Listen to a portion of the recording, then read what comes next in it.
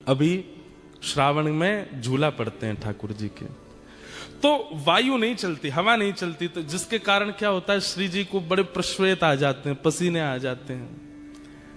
और पसीना आवे के कारण जितने पत्रावली को श्रृंगार है, जितने किशोरी जी के ठाकुर जी के मुखमंडल को रस है, वो सब धूमिल होने लगे।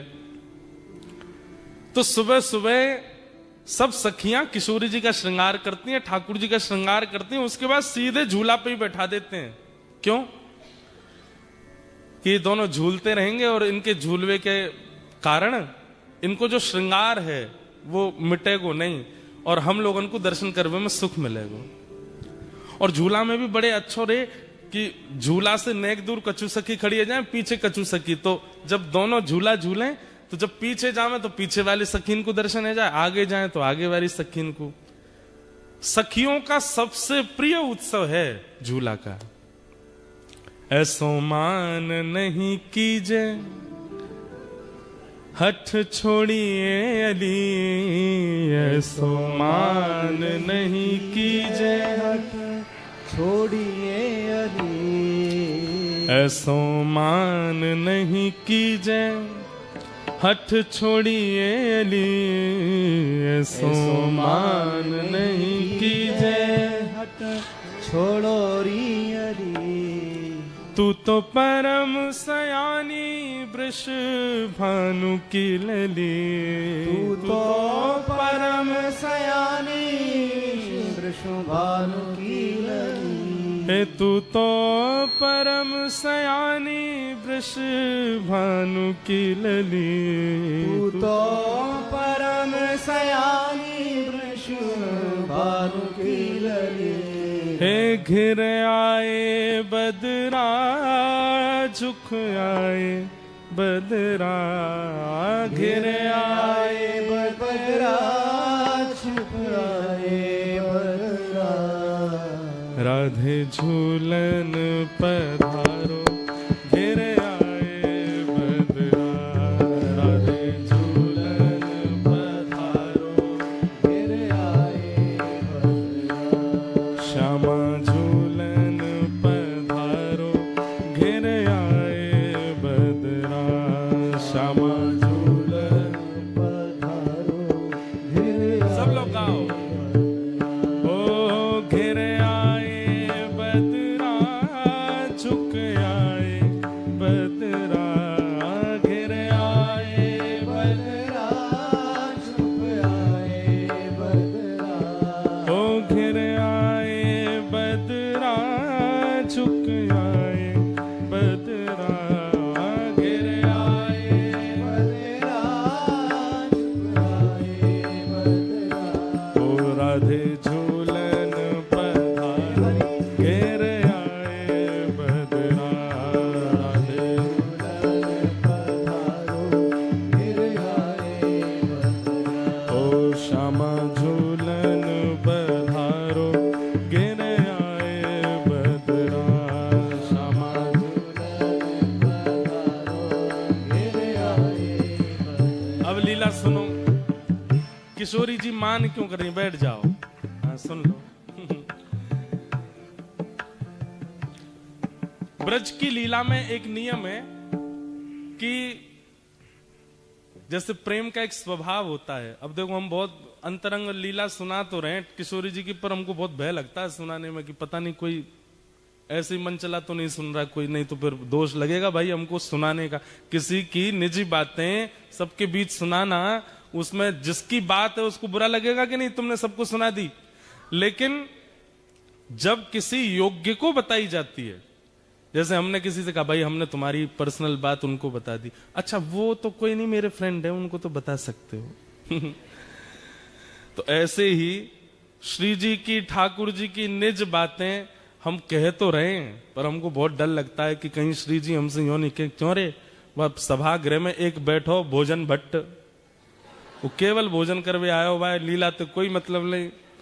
व्हाट्सएप इंस्टाग्राम चला तो सुन रहा मेरी लीला है, तू भाई वो सुनाया आयो। तो इसका हमको दंड तो मिलेगा। और पता दंड क्या मिलता है? अयोग्य के सामने लीला का प्रस्तुतिकरण करने से क्या होता है? फिर जो लीला सुना रहा है ना, उसको लीलाओं का कुछ दिन तक अनुभव नहीं होता, फिर कुछ दिन के लिए उसके चित्त से लीलाएं चली जाती हैं। इसलिए हमारी प्रार्थना है, अगर आप किसी और भाव में हो तो हाथ जोड़ के प्रार्थना है, एक भाव में आ जाओ और श्री प्रिया प्रियतम की नित्य लीला का श्रवण करो, और बड़े भाव से श्रवण करो। फोन वोन सब साइड धर देना, कोई और विचार करना नहीं। श्री ठाकुर जी प्रिया जी के साथ कैसी लीला कर रहे हैं और उस लीला में प्रेम कितना है, उस भाव को चित्त में धारण करके श्रवण करो, तो हमको फिर दोष नहीं लगेगा।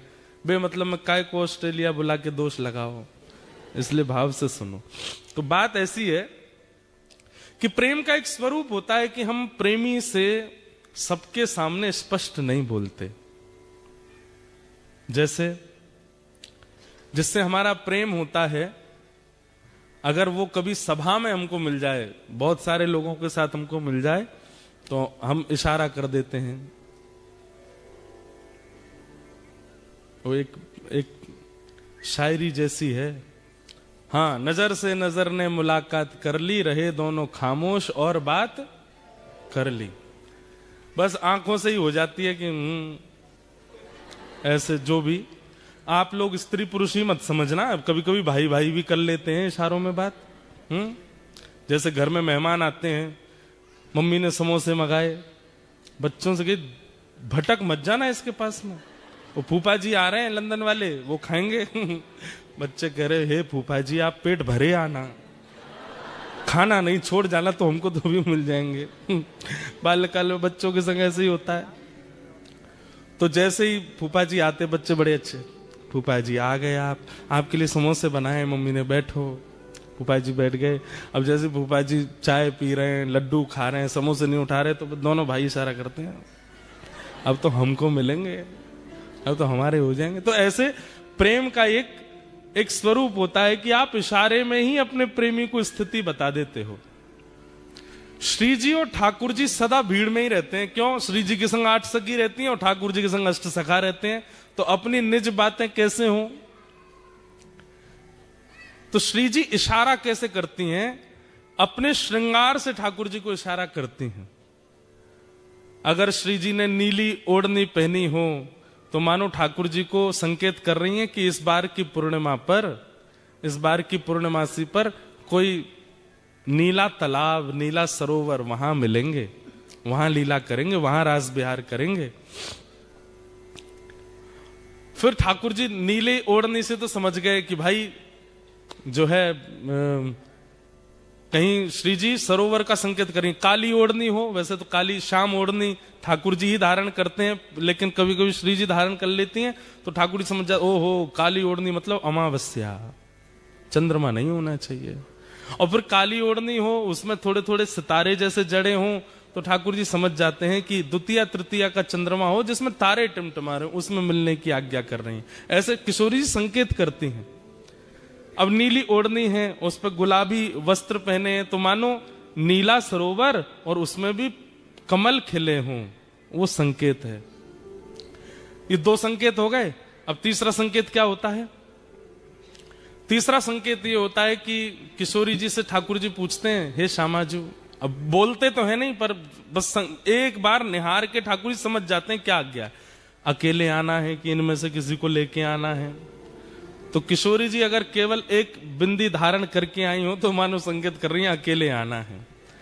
और अगर कपोलन पर पत्रावली बना रखी है गोल गोल, और बीच में 2 बिंदु हैं, तो ठाकुर जी दोनों कपोलन के बिंदु गिनते हैं कितने हैं। अगर बीच में एक बिंदी और 4 दोनों तरफ हैं, तो इसका मतलब ठाकुर जी कह रहे हैं अपने सखा नहीं लाने हैं हमको, इनकी 8 सखियां ही रहेंगी, 4 हमारे पक्ष में, 4 इनके पक्ष में।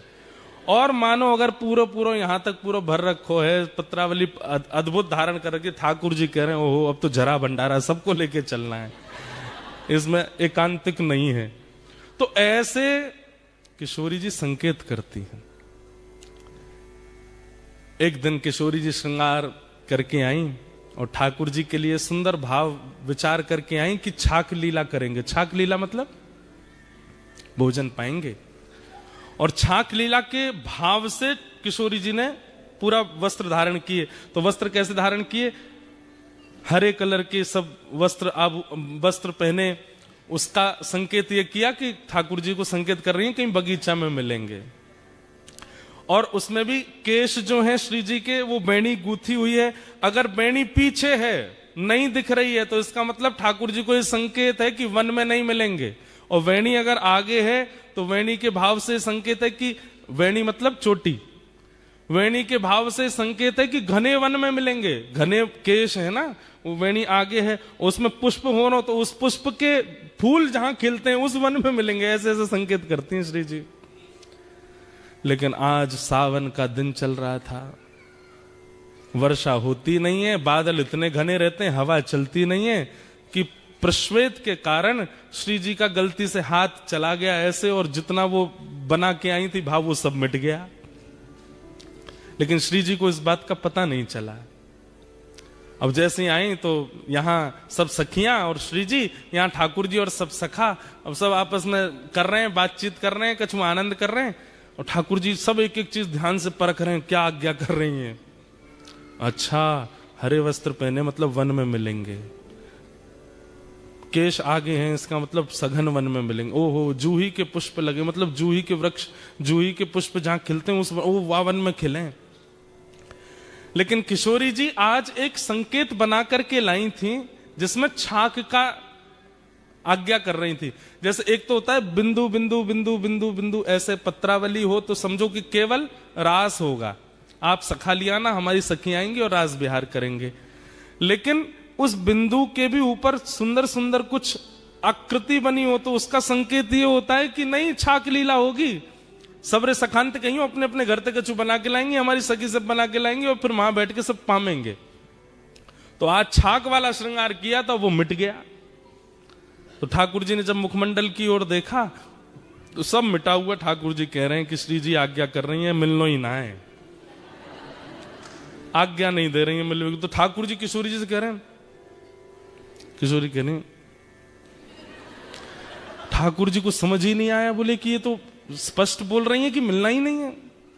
अब सबके सामने बोले कैसे। थोड़ी देर वहां बैठ के सब चले गए। अब श्री जी ने सब सकीन सो कहीं, तू कड़ी बना के लाइयो, तू खीर बना के लाइयो, तू रबड़ी बना के लाइयो, शाम सुंदर आमेंगे, उनको मक्खन बहुत प्रिय, तू मक्खन निकाल के लाइयो, तू ऐसी ऐसी मोटे टिक्कर बना के लाइयो। और सब सकीन सो कह दी। वहां सब सखा भी कछु कछु लेके आ रहे होंगे। सोचो कैसा प्रेम संपर्क था। ये व्हाट्सएप और इंस्टाग्राम वाला टाइम नहीं है। और ये स्वच्छंद प्रेम है, इसमें काम दूर दूर तक नहीं है।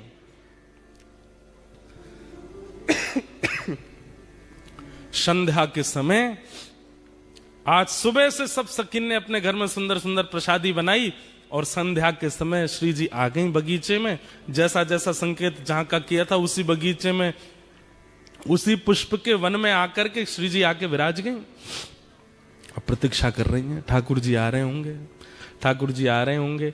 अब जब ठाकुर जी विलंब करते हैं ना तो ललिता विशाखा ठाकुर जी की बुराई करने लग जाती हैं। अरे श्री जी तुम भी यार छलिया के चक्कर में पड़ गई हो, जे ऐसा ही है। तो श्री जी को और पीड़ा होती है कि उनकी बुराई मत करो। और फिर करते करते बुराई ऐसे कहने लग जाती हैं, हमें तो ऐसा लगे नंदगाम में कोई और गोपी आ गई है, वो और ज्यादा सुंदर है, और वाने बढ़िया अपने घर में कछु रबड़ी बनाई होगी तो लाला मही चलोगे और मही पेट भर लियो। अब ये सब सुनकर के श्री जी को बहुत पीड़ा होती है। बहुत देर हो गई, ठाकुर जी नहीं आए। वहां श्री वृषभानु भवन से कीर्ति मैया आवाज दे रही हैं, अरे श्यामा, अरे लाली तू कहाँ है, जल्दी आ जा। सब सखी बोली, किशोरी जी अब जावे को समय है गयो, आज मिलन नहीं होगा। तो किशोरी जी के नेत्र सजल हो गए, जा रहे हैं। और रास्ता में अब पूरे निर्णय कर लिए, आन दो कल, अब नहीं मिलूंगी इनसे, आज के बाद कोई संकेत नहीं करूंगी, आज के बाद कभी नहीं मिलूंगी, और आज के बाद यूं करूंगी त्यों। सब मन में विचार कर लियो। क्रोध में जाकर के जितनी सामग्री बनाई वो पाई भी नहीं। रात्रि में विशाखा ललिता दोनों सेज सजा रही हैं श्री जी का। तब श्री जी आज्ञा करें, ये जितनी सामग्री बना के लाए हो ना, कुछ पाया तो नहीं? बोले नहीं, कुछ भी नहीं पाया, सब धरो है श्री जी, आपने भी नहीं पाया, पालो। बोले नहीं, सब बंधवा के और हमारे बरसाने में पूर्णमासी है, एक पूर्णमासी है, वो नंदगांव भी जाती है, बरसाने भी रहती है।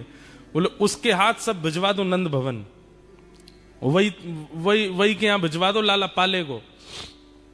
क्रोध में जैसे किसी ने आपके लिए बढ़िया घर में व्यवस्था करके रखी, आप नहीं गए तो वो फोटो खींच के भेजता है, ले ये सब करके रखा था मैंने तुम्हारे लिए, फूल मंगा के रखे थे, ये करके रखा था, तुम आए नहीं।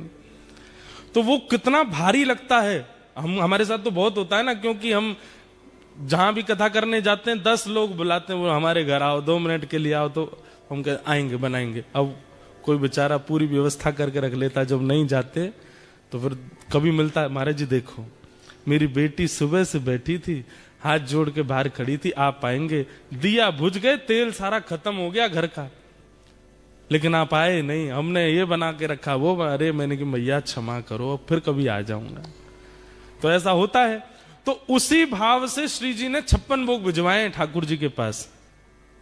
पूर्णमासी आई ठाकुर जी के पास आके बोली लाला इतकुआ, अरे पूर्णमासी कहा भर के लाई आज झोला में? बोले 56 भोग है। काय बात को? बोले श्री जी ने भिजवाया तेरे काजी। अच्छा आज कोई उत्सव हो बरसाने में, कोई मनोरथ हो? ना कछु ना। तो कहा कह के भेजो, काय मारे भिजवाए हुए सब? बोले कछु ना, क्रोध में भेजो है। ठाकुर जी की तो सांस रुक गई। मैंने कहा कर दियो, मुझसे कहा गलती है गई। अब ठाकुर जी विचार कर रहे अपराध कहां बना, क्या हुआ, कैसे हुआ।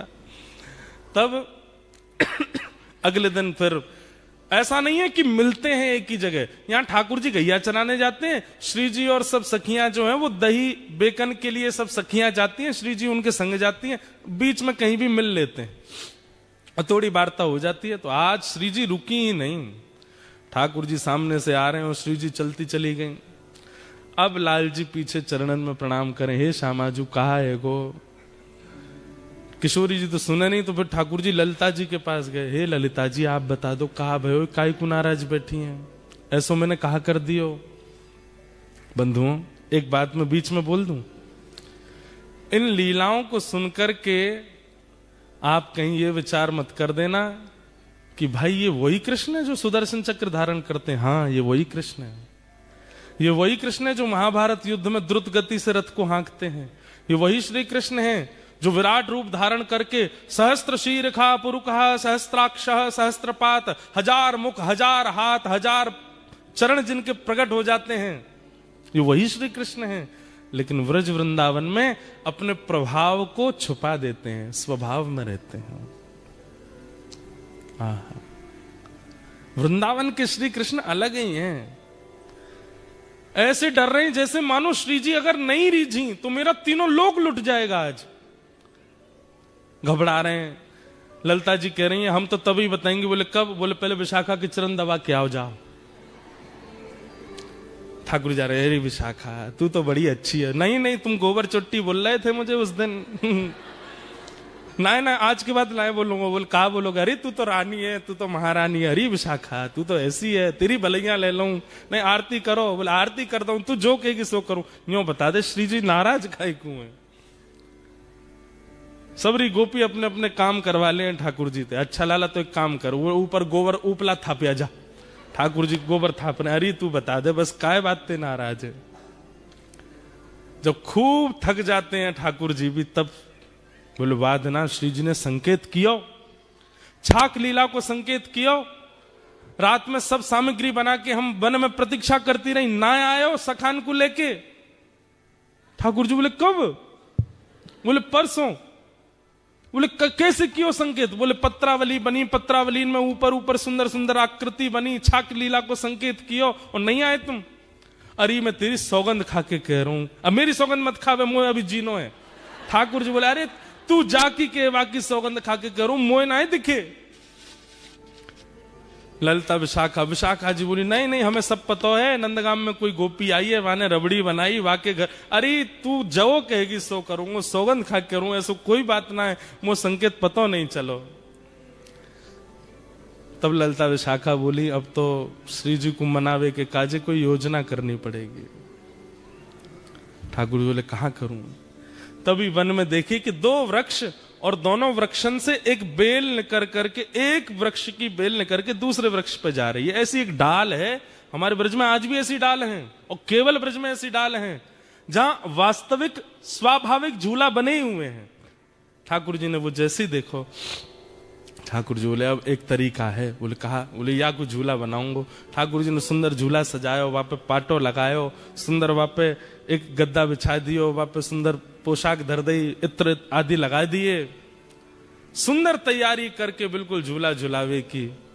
श्री जी झूला का एक स्वरूप है, जिनके घर पे है वो जानते होंगे। कितनी भी टेंशन में आप बैठे हो, कितनी भी दिमाग में कुछ भी चले, झूला पे जाके बैठ जाओ, आप बिल्कुल शांत हो जाओगे। जैसे झूला आगे पीछे झोटा लेगा ना, आपका मन अपने आप प्रसन्न हो जाएगा। और या फिर ऐसा कहो, प्रसन्न व्यक्ति ही झूला पे बैठता है। अब प्रसन्न व्यक्ति झूला, उसको कहो झूला, अरे मुझे नहीं बैठना, बैठो ना झूले पे। झूले पे वही बैठता है जो प्रसन्न हो। या फिर अप्रसन्न को बैठा दोगे तो उसका जितनी भी अप्रसन्नता है वो चली जाएगी। ये झूले का स्वरूप है।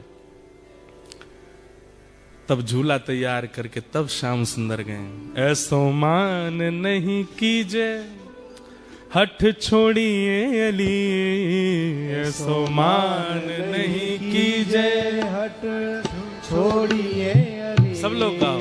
ऐसो मान नहीं कीजे हठ छोड़िए अली, ऐसो मान नहीं कीजे हट छोड़िए अली। तू तो परम सयानी वृष भानु की नली, तू तो परम सयानी वृष भानु की लली। तू तो परम सयानी वृष भानु की नली। तू तो परम सयानी वृष भानु की लली। हे झुक आए बदरा, गिर आए बदरा, झुक आए बदरा गिर आए बदरा। झुक आए बदरा, गिर आए बदरा, झुक आए बदरा गिर आए बदरा। ओ राधे झूलन पधारो, घेर आए बदरा, राधे झूलन पधारो। गिर आए बदरा। ओ श्यामा झूलन पधारो, गिर आए बदरा। श्यामा झूलन पधारो गिर आए बदरा। बोलो झूला बिहारी बिहारणी सरकार की।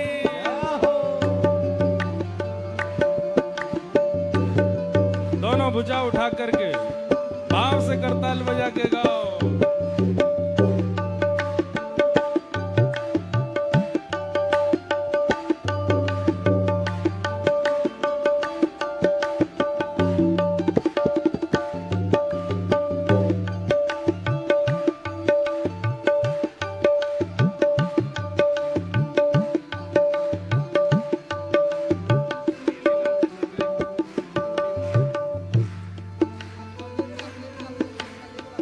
अरे जब ठाकुर जी ने खूब मना ली, श्री जी नहीं मानी, तो फिर अब ललिता विशाखा भी, उनको भी दया आ गई। अरे श्याम सुंदर इतना मना रहे हैं, श्री जी नहीं आ रही हैं। तब ललिता जी जाती हैं और किशोरी जी से कहती हैं, हो तेरो रसिक प्रीतम मग जोवत खड़ो, तेरो रसिक प्रीतम मग जोवत खड़ो। ब्रजभाषा है, समझ आ रहा है। ललिता जी कह रही हैं, अरे ये रसिक प्रीतम श्याम सुंदर आपकी बाट निहार रहे हैं। आपको ठाकुर जी दूर जाके झूला के पास बैठ गए। किशोरी जी कह रही हैं कि ठाकुर जी तो कह लो खुद ने बनाया, झूला खुद ही झूल लेंगे।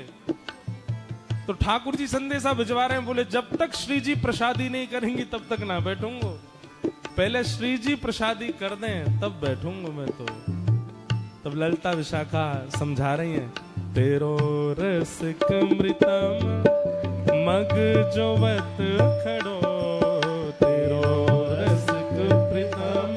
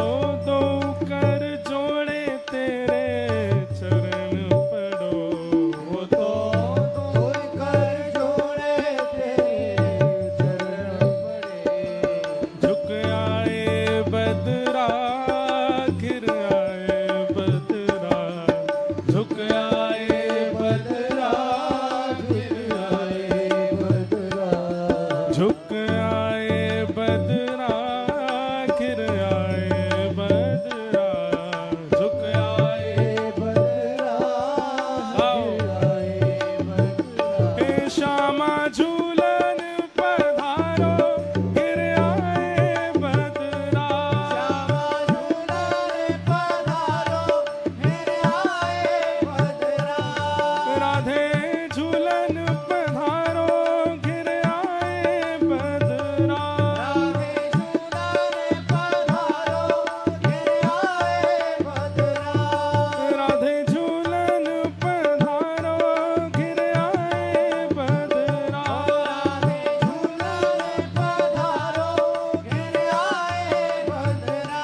ओ घिर आए बदरा चुक आए बदरा। घिर आए बदरा गिर आए बदरा। घिर आए बदरा चुक आए बदरा। गिर आए बदरा गिर आए बदरा। हे श्यामा झूलन पधारो गिर आए बदरा। श्यामा झूलन पधारो गिर आए बदरा। हे श्यामा झूलन पधारो गिर आए बदरा। श्यामा झूलन पधारो गिर आए बदरा। राधे झूलन पधारो गिर आए बदरा। राधे झूलन पधारो गिर आए बदरा। सब सखीन ने जाकर के श्री जी को मनायो, हे श्यामाजू ऐसी मेहनत ते छोटे छोटे हाथन सो झूला बनायो है, पाटो बिछायो है, वापे रेशमी वस्त्र डारो है। श्याम सुंदर इतनो श्रम करके देखो कैसे चढ़ चढ़ के पेड़ पे पूरे झूला की तैयारी कर रहे हैं। ऐसे मत करो, चलो। अंत में श्री जी मान गई। अब श्री जी तो बेचारी हमारी सहज है, नेक में ही मान जाए, मान करें जरूर है लेकिन मान बहुत जल्दी जाए। इतने में किशोरी जी आ गई। अब जैसे ही किशोरी जी आई तब तक ठाकुर जी ऋषिया गए। ऋषियानो समझे? ऋषियानो कहते के ऋषियाना एक अलग भाव है। ऋषियाना का मतलब ये होता है कि जैसे पहले तो देख लो, हमारी बात मान लो, देख लो, खा लो, देख लो हमने बनाया आपके लिए, प्लीज पालो, देखो हम तुम्हारे लिए ये किया, ये देख लो, ऐसे मत करो। जब फिर भी नहीं मानता सामने वाला तो फिर ऋषियाए वाला व्यक्ति जब आप फिर जाओगे तो अब मैं दूंगा नहीं, ये होता है ऋषियाना। ये गुस्सा नहीं है, अब नहीं दूंगा। अरे अब हम मान गए, अब तुम चाहे जितने माने हो अब नहीं मिलेगा, पहले देना था। तो ठाकुर जी अब ऋषिया गए और जैसे ही ठाकुर जी ऋषियाए श्री जी आ गए। अरे कहाँ है श्याम सुंदर? बोला हाँ यहीं थाड़ो। कहाँ? पाटो काई को उठा लियो या मैं तो झूला में तो पट्टा उठा लियो ठाकुर जी ने, वो धर दो ना ना, हमारो झूला, हमारो पाटो, हमारी सजावट, हमारे हाथ से भाई हम ही झूल लेंगे, ले जाओ अपनी श्री जी को। अरे बड़े घर की है, इनको बड़े घर की चाहिए, ले जाओ, हमें हमने। अरे देखो ऐसे मत करो, बड़ी मुश्किल से तो मना के। बोले मोए ना मनानो, ले जाओ, वापस ले जाओ इनको, मैं अकेला ही झूल लूंगा यहाँ पे। तो अब यहाँ पे दूसरा विवाद हो गया। श्री जी और ठाकुर जी दोनों में थोड़ी सी होड़ है गई। तो श्री जी बोली, अब तक तो बोली नहीं, श्री जी बोली मैं तो यहीं पे बैठूंगी और यही पाटे पे बैठूंगी।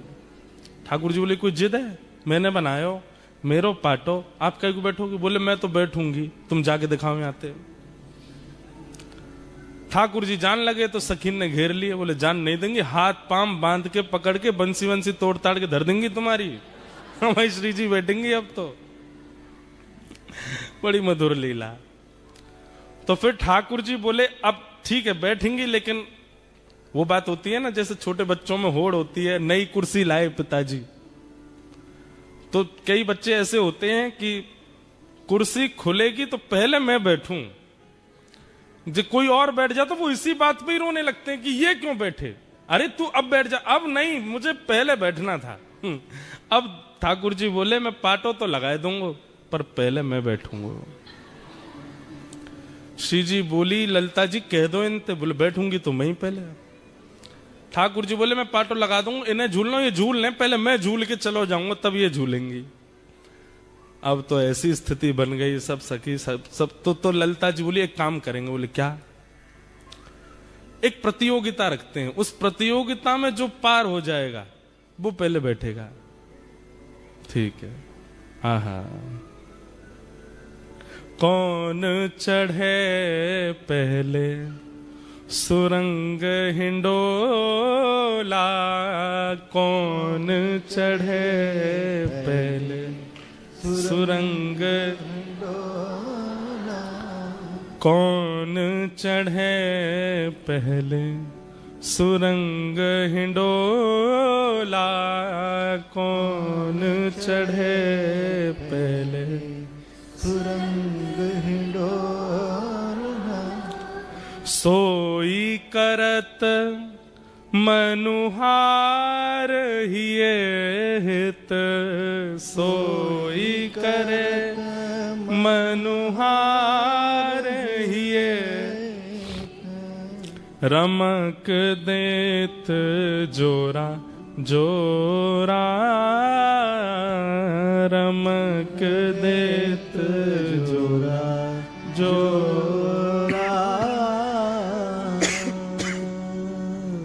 ललिता विशाखा जी बैठ गई एक कोने में जाके, बोले अब आप दोनों कुछ करो जिससे हम रीझेंगी, उसको पहले बैठाएंगे। तो किशोरी जी बोली मैं बाद में करूंगी, पहले इनते करवाओ, ये जो करेंगे उसका काट मैं करूंगी। तो ठाकुर जी बैठ गए तुरंत और कहा करन लगे, गावत राग तान मधुर स्वर, गावत राग तान मधुर स्वर, गावत राग तान मधुर स्वर, गावत राग तान मधुर स्वर। और कैसा गा रहे हैं? कोटि काम चित चोरा। ये श्री हरिराय महाप्रभु जी का पद है, उनकी छाप पदों में होती है रसिक प्रीतम। एक पद हम गाते हैं कथा में, तलेटी गोवर्धन की रहिए, नित प्रति मदन गोपाल लाल के चरण कमल चित लइए, तन पुलकित ब्रज रज में लोटत गोविंद कुंड में रहिए, रसिक प्रीतम हित चित की बातें श्री गिरधारी जी सो कहिए। एक दूसरा पद हम गाते हैं, नैनन में ही राखूं पिया तो है, तुमरी एक रोम की छवि पर जगत वार सब लाखूं, रसिक प्रीतम संगम की बातें काहू सो नहीं भाकूं। ऐसे ही हम जब पद लिखते हैं ना, हमारे लाल जी जब कोई अनुग्रह करवाते हैं, एक लीला सुनाएंगे जो लाल जी ने प्रकट करी है, गिरधर लाल जी ने। तो गिरधर लाल जी के जो पद होंगे उनमें छाप होगी गिरधर, अंतिम शब्दों में लिखा आएगा गिरधर। तो समझ जाना कि ये लाल जी का पद है, गिरधर लाल जी का पद है। एक सुनाऊंगा लीला। तो श्री रसिक प्रीतम जी हरिराय महाप्रभु जी, वल्लभ संप्रदाय, वल्लभ कुल में आप आचार्य हुए, आपका ये पद है। कह रहे हैं, बोले ठाकुर जी गायन करने लगे, और बोले सामान्य नहीं गा रहे हैं, बोले ऐसा गायन कर रहे हैं, ऐसा गायन कर रहे हैं कि कोटि कोटि काम कंदर्प दर्प दलन करने वाले लग रहे हैं ठाकुर जी। ललिता विशाखा तो मोहित हो गई ठाकुर जी पे, ऐसे ऐसे तान लेवे, ऐसे ऐसे गावे, ऐसे ऐसे मधुर स्वर कान पे हाथ धर के लगावे। ललिता जी तो सुध बुध खो करके और ठाकुर जी के पक्ष में ही जा रही हैं, पाटा लेके बैठी हैं दोनों। तो जिसको पाटा देंगे वो पहले बैठेगा। ललिता जी तो बिल्कुल तैयार है गई, बोले मैं तो इन्हीं को पाटो दूंगी। कैसे गा रहे हैं, देखो कितना मधुर है इनको स्वर। इतने में श्री जी ने आंख दिखाई, बोले माया जाल है, फंसना नहीं इसमें, अभी हमारी बारी तो आने दे। गा रहे हैं ठाकुर जी। एक वार्ता आती है कि हमारे ब्रज के अष्ट सखाओं में एक सखा हुए श्री गोविंद दास। तो गोविंद दास जी एक बार गा रहे थे, और गाते गाते गाते गाते सामने गुसाई जी बैठ के सुन रहे थे। तो गोविंद दास गाते गाते गाते गाते ऐसे करें, ढंग से गाओ, ऐसे नहीं करो, चलो प्रेम से गाओ। तो सामने बैठे गुसाई जी बोले किसको डांट रहे हैं, ये बगल में कोई बैठा तो है नहीं, लाला ऐसे नहीं ऐसे गाओ। तो फिर गुसाई जी पूछ पड़े, हे गोविंदा तुम किससे बात कर रहे हो? तो गोविंदास जी बोले, गुसाई जी आपके मंदिर को लाला है, मैं जब जब गाऊं निकर के आ जाए, मेरे बगल में आके बैठ जाए और फिर कान पे हाथ धर के मेरे पीछे पीछे गावे, लेकिन बड़ा उद्यमी है, मैं जैसो स्वर लगाऊं वहां मैं एक स्वर अपनो लगा के गावे। तो समझा रहा हूं लाला ऐसे मत गावे। तो गोविंद दास की बात सुनकर के गुसाई जी के नेत्र सजल हो गए। बोले ठाकुर जी बैठे हैं? बोले हाँ। कैसे गा रहे हैं? बोले ऐसे गा रहे हैं। बोले मुझे दिखाई नहीं दे रहे ठाकुर जी। अरे रुको मैं कहूं इनते अभी नहीं नहीं नहीं, उनको संकोच मत कराओ, वो सहज हैं, उनको जैसे सहज है बैठने दो, मेरी वजह से उनको संकुचित मत करो। पर मुझे बस इतना बताओ, ठाकुर जी गाते हैं तो उनका स्वर कानों को कैसा लगता है? गोविंद दास वर्णन कर रहे हैं। बोले आहा, जब श्याम सुंदर गाते हैं ना, बोले जैसे कभी नदी के किनारे खड़े हों और बिल्कुल शांत वातावरण में नदी की धीमी धीमी स्वर लहरी कानों को सुख देती है। कभी पहाड़ों पर खड़े हों तो पहाड़ों का शांत वो स्वभाव कभी कभी एक ओजमयी वाणी बनकर के कानों को लगता है। सुबह सुबह सूर्य उदय होते समय पेड़ों पर बैठी हुई पक्षी पशु जब चहकती हैं, पक्षियां कोयल चहकती है, उनका स्वर जैसे सुंदर लगता है। घने बादल हो रहे हो और उस समय वन में मोर कुहुक रहा हो और उसकी वाणी सुंदर हृदय को आनंदित कर देती है। मतलब प्राकृतिक जो स्वर है वो स्वर जितना सुख देता है, उस स्वर को भी, उस प्राकृतिक स्वर को भी 1000 गुना, लाख गुना, करोड़ गुना कर दिया जाए, वैसा सुख ठाकुर जी के स्वर में मिलता है। ठाकुर जी जब गाते हैं तब इतना सुख होता है। लेकिन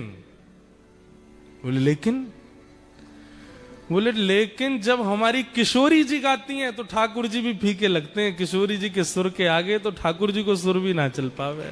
हमारी लाडली जी तो उनसे भी आगे। तो ठाकुर जी ने अपनी सबरे जोर लगा दिए, पहले झूला पे बैठ हुए को खूब गा दिए, ऊट पटांग जैसा उनको भाव आयो गा दियो। अब बारी आई किशोरी जी की। आहा, ठाकुर जी बोले देखो श्री जी कैसो गायो मैंने, अब गा के दिखाओ।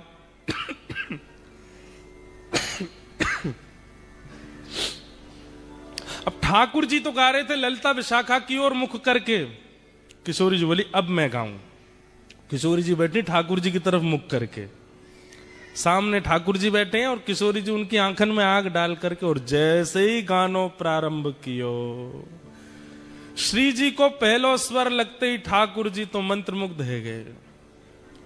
और ललिता जी के पास जाके बोले पाटो दियो, और पाटो ले जाकर के लगायो। श्री जी गा रही हैं, अपने अंक में श्री जी भर के उठाए ली और ले जाकर के पाटे पे विराजमान कर दी है। की जय।